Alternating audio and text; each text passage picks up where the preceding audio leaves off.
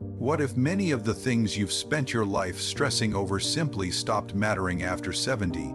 As we grow older, our priorities begin to shift, not because we're giving up, but because we finally understand what's truly worth our time, energy, and peace of mind.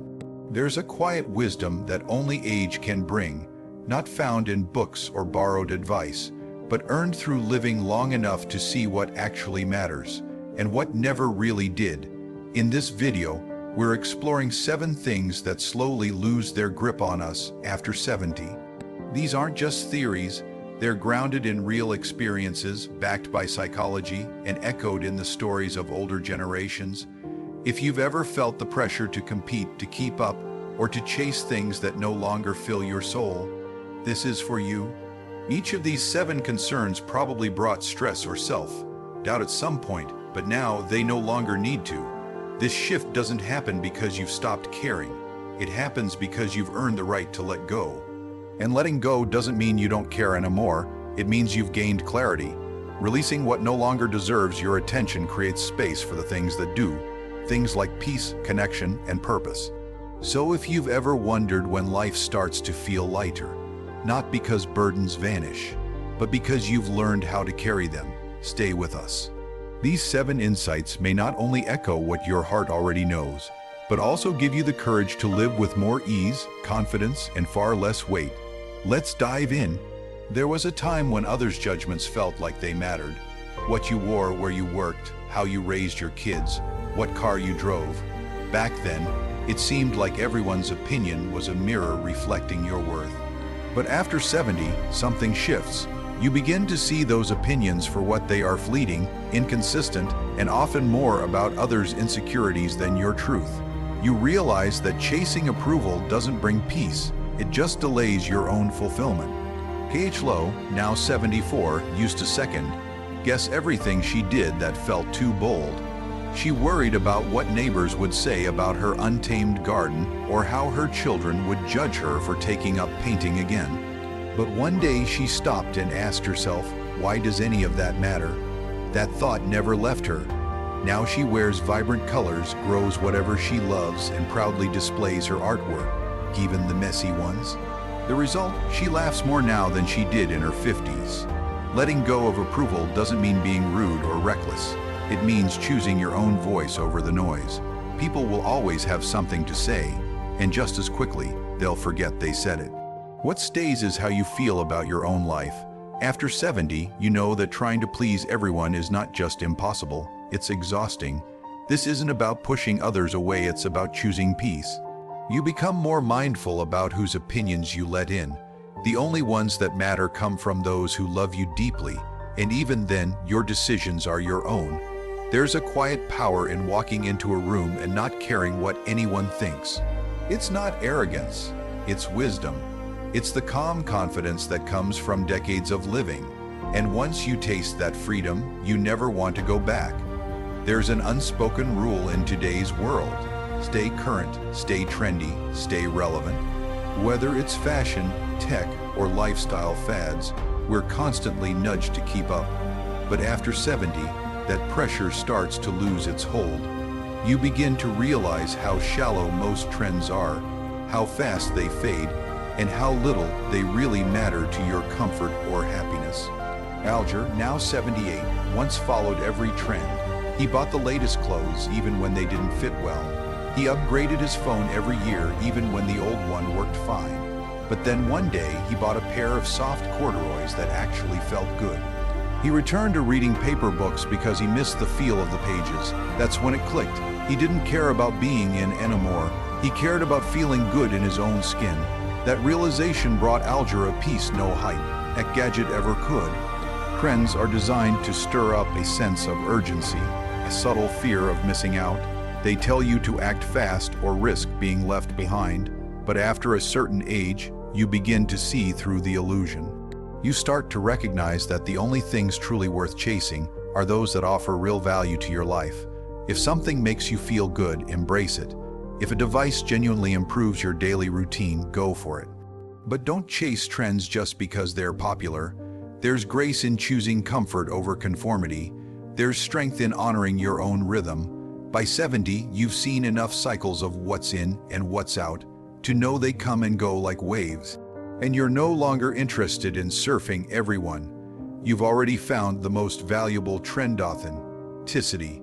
You've learned to be at peace with who you are, and that's more fashionable than any passing style.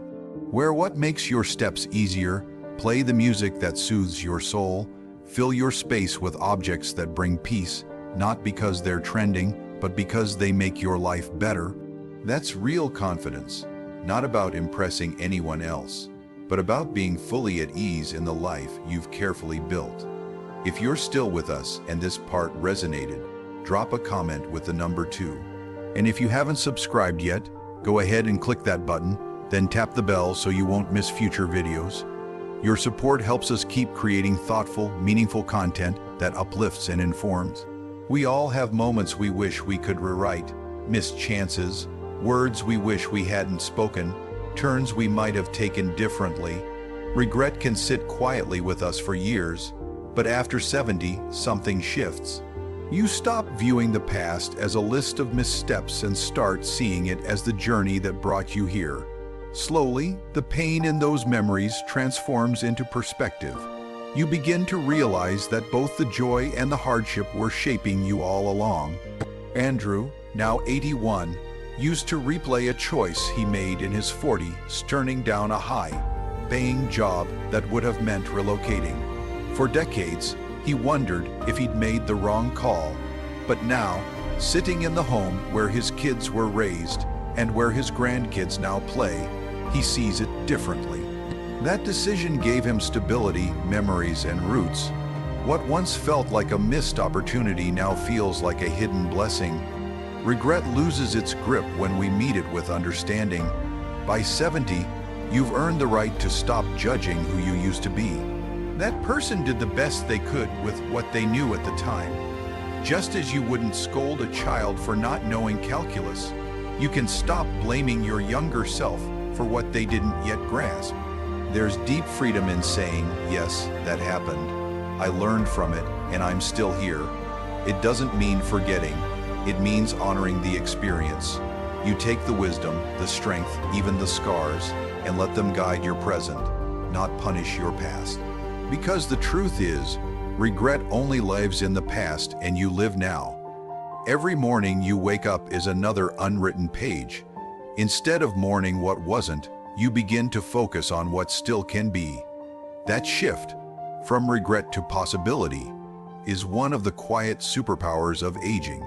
You stop dragging your past like a burden and start carrying it like a lantern, lighting the way forward with everything you've earned. Number 4, comparing yourself to others. At some point, we've all looked sideways. It starts early. Who gets the better grades, who has nicer clothes, who's more popular, and it often carries into adulthood. Who has the bigger house, the longer marriage, the more accomplished children. But after 70, something remarkable begins to happen. That drive to compare weakens. You begin to see how different everyone's journey really is. No two lives move at the same pace, carry the same challenges, or hold the same meaning. Audrey, now 75, used to scroll through social media and feel like she hadn't measured up. Vacation photos, anniversary celebrations, smiling grandkids, they all triggered doubt. But one morning, walking through her backyard garden, she had a quiet moment of clarity. She wasn't missing anything. She just had something different. She had her health, her peace, and friends she could call in the middle of the night. That realization changed how she saw her life, not as lacking, but as uniquely hers.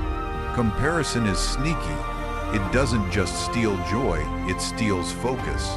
When your eyes are always on someone else's story, you forget to honor your own. But now, instead of chasing someone else's timeline, you start celebrating your own journey.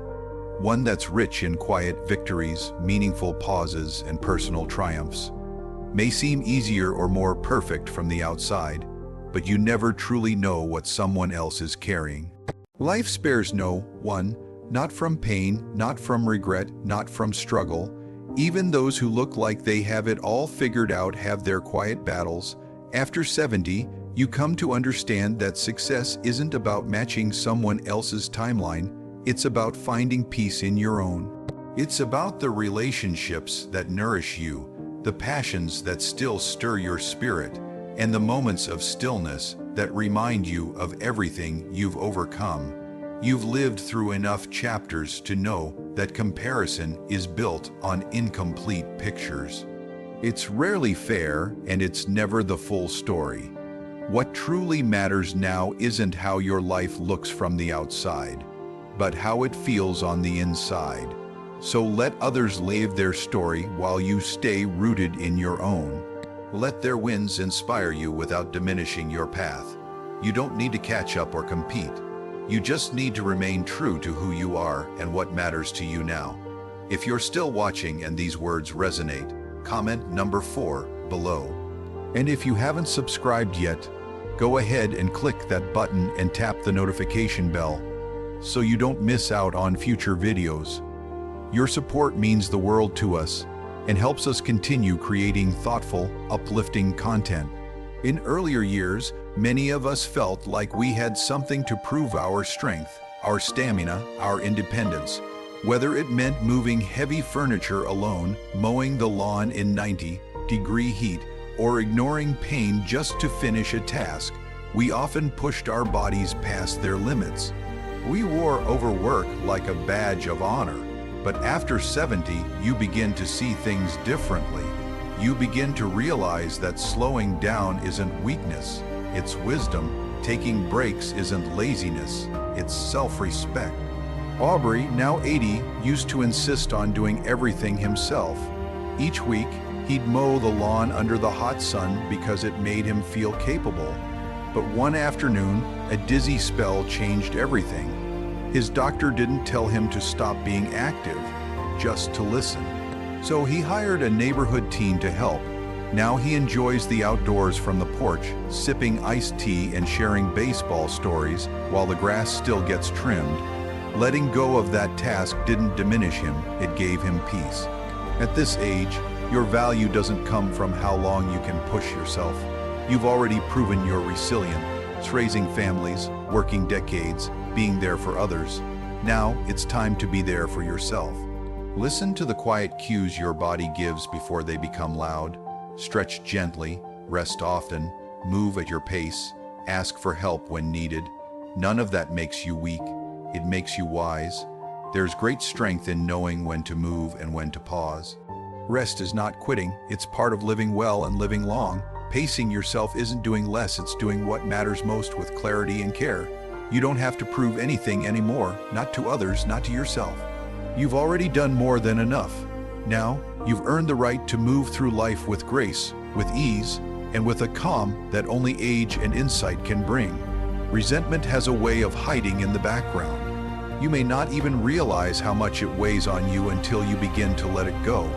In younger years, a grudge might feel like a form of protection, as if staying angry keeps you safe from being hurt again. But after 70, something shifts. You start to see the cost, the energy it drains, the joy it blocks, the peace it steals. Natalie, now 79, hadn't spoken to her sister in over 20 years. A disagreement in their 50s turned into silence. Neither could remember all the details, but the distance lingered. Holidays were awkward, conversations shallow. Then, after a surgery reminded Natalie just how short and fragile life is, she made a call. They talked for an hour, not about the past, but about their grandchildren, gardens, and shared memories. It didn't solve everything, but it softened the space between them. It made room for something new. Letting go of a grudge isn't about pretending nothing happened. It's about valuing your peace more than your pain. It's about realizing that forgiveness isn't always for the other person, it's for your own heart. Because when anger lingers, it takes up space that could be used for love, for joy, for healing. There's freedom in letting go, not to erase the past, but to unburden the future. The older you get, the more sacred your time and energy become. And spending them on bitterness just doesn't feel worth it anymore. Choosing peace isn't weakness, it's wisdom, and it just might be the greatest gift you can give yourself. Go of old anger, there's relief. There's peace in no longer replaying the same conversation over and over in your mind. You begin to understand that people are complicated, often acting out of their own pain, their own unmet needs, or their own unresolved past. That doesn't excuse the hurt, but it can make it easier to release it. And when you do let go, it's not for them, it's for you. Forgiveness doesn't always mean reconciliation. Sometimes, it's simply the quiet act of saying, "I'm done carrying this," and finally putting the burden down. You give yourself permission to move forward without the past weighing on your shoulders, because at this stage in life, you have better things to carry. Things like hope, curiosity, love, and peace. And those grow best in a heart that's not tangled up in resentment. If you're still with us and this message speaks to you, please comment number 6 below so I know you're here. And if you haven't subscribed yet, now's a great time. Hit that button and turn on the bell so you never miss a video that's made to inform, uplift, and support your journey. All throughout life, we're handed an invisible checklist. Graduate by this age, settle down by that one, retire at a certain time, find love on cue. If you didn't hit those milestones on time, maybe you felt behind. Maybe you even felt like you missed your chance, but after 70, something beautiful happens. That checklist starts to fall apart. You begin to see it for what it really is, someone else's script. And more importantly, you begin to realize that real joy, real fulfillment, has no deadline. Baldrick, 82, had always dreamed of playing the piano, but he told himself it was too late, too slow, too difficult. Then one day he started, no fanfare, no expectations, just trembling fingers and quiet determination. Now each morning his hands meet the keys, not perfectly but purposefully. He isn't chasing mastery, he's chasing meaning, and that's what makes it beautiful. Because after 70, you understand that love, learning, healing, and creativity, they don't expire. They expand, they deepen, and the truth is, rushing to meet someone else's definition of success only pulls you further from your own. Whether you want to start a hobby, rebuild a bridge, or step into something new, the right time is when it feels right to you. It's not about keeping up, it's about waking up. Waking up to the realization that your most meaningful chapters may still be ahead. So if something is calling to your heart, don't ask, "Is it too late?" Ask instead, "Is it still calling me?" If the answer is yes, then that's all you need to know. You're not behind. You're exactly where you need to be, writing your own story at your own pace in your own voice. As we wrap up this video, take a quiet moment to reflect on the 7 things we've explored. Which ones felt familiar? Which ones gave you permission to breathe a little deeper, to treat yourself with a little more kindness? Maybe you've already let go of some of these habits, or maybe, for the first time, you're realizing how much unnecessary weight you've been carrying. Either way, there's no better time than now to set it down. Life after 70 isn't about winding down, it's about waking up to your own voice, your own truth, your own rhythm. It's the season where you stop chasing what doesn't nourish you and start appreciating what does. You've earned this peace, not by avoiding struggle, but by walking through it. Every challenge, every doubt, every choice brought you here. And here, in this moment, you have the power to choose again. Letting go isn't about indifference, it's about intention. It's about choosing presence over pressure, joy over judgment, and depth over distraction. And the more you welcome that shift, the more space you create for connection, purpose, and true contentment.